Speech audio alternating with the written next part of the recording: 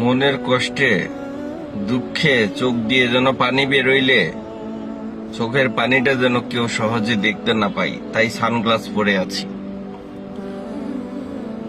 কারণ দুঃখের কথা বলতে গেলে চোখ দিয়ে পানি বেরোবে, এটাই স্বাভাবিক। নবম জাতীয় পে স্কেল বাস্তবায়নের লক্ষ্যে 15 থেকে 20 লক্ষ কর্মচারী তাকিয়ে আছে প্রজাতন্ত্রের কর্মচারী হিসেবে পে কমিশনের দিকে, জাতীয় বেতন কমিশনের দিকে।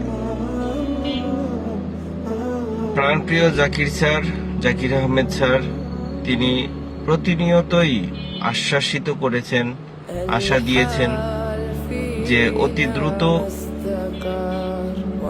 পে কমিশনের রিপোর্ট তারা জমা দিবেন। আমরা তাই জানি। তো আজকে ডিসেম্বরের 15 তারিখ, আগামীকালকে বিজয়ের দিন, বিজয়ের জনগণ, বিজয় দিবস।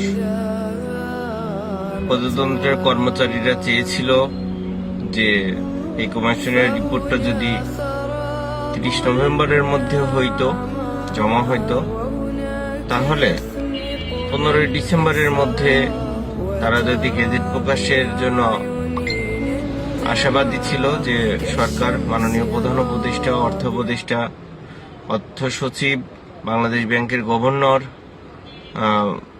মহান হিসাব রক্ষণের যে দপ্তর, এক কথায় অর্থনৈতিক বিষয়ের সাথে যারা জড়িত, যে সকল ঊর্ধ্বতন কর্মকর্তা জড়িত, তাদের দিকে প্রজাতন্ত্রের কর্মচারীরা তাকায় আছে যে এই সরকার বৈষম্যমুক্ত একটি সরকার, এই সরকার প্রজাতন্ত্রের কর্মচারীদের সরকার।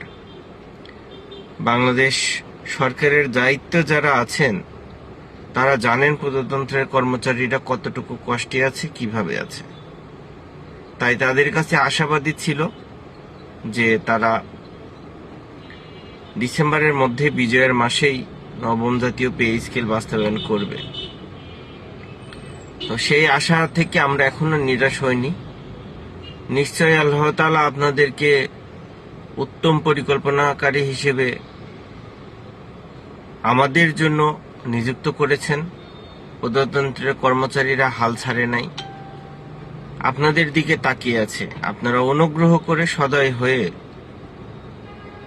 প্রিয় জাকির আহমেদ স্যার, আমাদের প্রিয় শ্রদ্ধাভাজন ব্যক্তি, সাথে পে কমিশনের সাথে সংশ্লিষ্ট যারা রয়েছেন, জাতীয় বেতন কমিশনের সাথে যারা সংশ্লিষ্ট রয়েছেন, সকলের দৃষ্টি আকর্ষণ করব, আপনারা সদয় হয়ে অনুগ্রহ করে, দয়া করে হলেও একটি পে কমিশনের চূড়ান্ত ফলাফল জমা দিন। দায়ভারটি তখন প্রধান উপদেষ্টা সহ দেশের সরকারের কাছে চলে যাবে।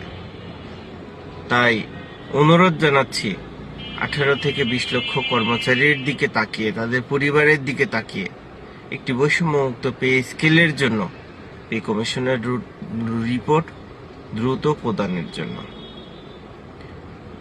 ধন্যবাদ, ভালো থাকবেন। আমরা তাকিয়ে আছি নতুন বাংলাদেশের, নতুন একটি স্বতন্ত্র বৈষম্যমুক্ত পে স্কেলের দিকে।